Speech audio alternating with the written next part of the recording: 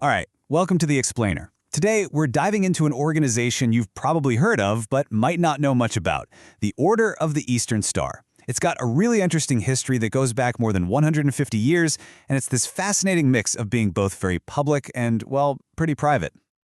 So let's just get the big one out of the way, right off the bat. Is this a secret society? Something that operates in the shadows? The order itself is actually really clear about this. They draw a pretty firm line in the sand. Sure, their meetings are private, for members only, but the organization itself is totally public.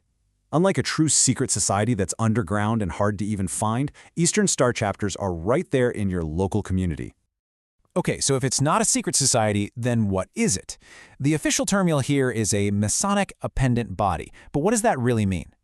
Think of it like this. It's connected to Freemasonry, for sure. They share these big core principles like charity and truth. But, and this is the important part, it operates as its own independent organization. And crucially, it's open to both men and women. So here's what we're going to get into. We'll look at how it created this unique path for women, we'll cover its origin story, dive into the 5 heroines that are at its very core, figure out who can join, and wrap up with its incredible legacy of service. All right, let's go back in time. The whole story of the Order kicks off way back in the mid-19th century, and it was all driven by one man's vision to kind of expand the world of Masoning.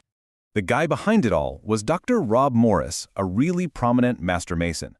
He just felt that the valuable principles of Masonry, its moral and ethical framework, shouldn't just be for men. He really wanted a way for the women in his family to be a part of that world too. So this idea he had back in 1850, it actually came to him while he was stuck at home sick. But it didn't stay just an idea for long. By 1866, a collaborator, Robert McCoy, helped organize and publish a formal ritual. And then, just a decade after that, the General Grand Chapter was formed, creating this national structure that has guided the order ever since. Okay, this is where it gets really interesting. Let's talk about the symbolic heart of the order. Its core teachings aren't just a list of rules, they're structured around the powerful stories of 5 specific heroines. So, you see this emblem, the inverted 5-pointed star? It's not just a logo, it's basically their moral compass. Each one of those 5 points represents a different heroine from the Bible, and her story is meant to teach a core virtue that guides the members. First up, we've got Ada, and her color is blue.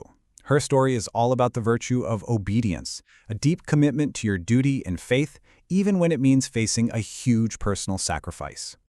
Moving on to the second point, we have Ruth, represented by yellow. Her story symbolizes a devotion to religious principles. It's really about teaching that what is right is always right, no matter what the circumstances are. The third point belongs to Queen Esther, and her symbol is the color white. Her courage and incredible integrity are meant to highlight the importance of loyalty. Loyalty to your family, to your friends, and to your own convictions. And then there's the fourth virtue, which we learn from the story of Martha. Represented by green and a broken column, she embodies what it means to have endurance in the face of trial, teaching the importance of an unwavering faith when things get tough. And that brings us to the 5th and final point, Electa, also known as the Elect Lady. Her red ray symbolizes this really fervent charity. Her story is all about enduring persecution for what you believe in and the importance of showing kindness no matter what it costs you personally.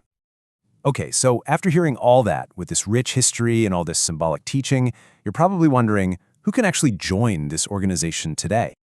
Well, since it's a Masonic appendant body, that connection to Freemasonry is absolutely key. Membership is open to Master Masons who are in good standing and also to their female relatives. We're talking wives, daughters, sisters, mothers, you name it. It's also an option for young women who've been part of certain Masonic youth groups. So how do you get in? It's not like just signing up for a newsletter. It's a pretty structured process that really emphasizes the commitment. It all starts with an inquiry, then you submit a formal petition, and then a committee actually investigates to make sure you're eligible and of good character. The very last step is a vote by the local chapter to welcome you in. But beyond all the symbolism and the fellowship, there's a huge mission at the core of the order, and it's all about service to others. It's guided by these 3 principles: charity, truth, and loving kindness. And they don't just talk about it, they put that mission into action through some really extensive charitable work. Honestly, for the order, philanthropy isn't some side project. It's a cornerstone of their entire identity. And we're talking about real tangible impact here. Just look at this number. In just a 15-year period, the order contributed over $500,000 just to medical research for things like Alzheimer's disease and juvenile diabetes. That's incredible. And their support goes way beyond just medical research. The order also provides scholarships for students, helps support retirement homes for members, contributes to disaster relief funds, and empowers all its local chapters to serve the specific needs of their own communities. So, all of this brings us to a final, bigger question. In a world that is more digitally connected than it has ever been, where we're all online all the time, what is the role of an organization built on face-to-face fellowship, shared values, and hands-on community service? It's definitely something to think about.